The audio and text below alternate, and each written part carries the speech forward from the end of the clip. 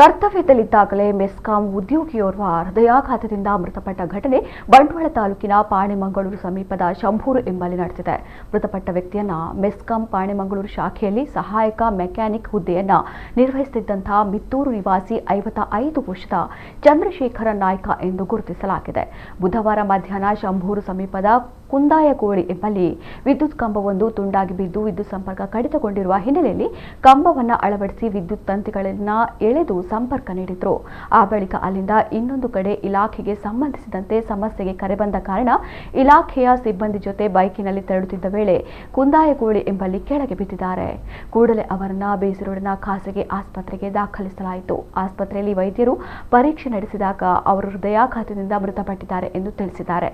ಮೃತರು ಪತ್ನಿ ಹಾಗೂ 2 ಪುತ್ರರ ಸಹಿತ ಅಪಾರ ಸಂಖ್ಯೆಯ ಬಂಧು ಮಿತ್ರರನ್ನ ಅಗಲಿದ್ದಾರೆ.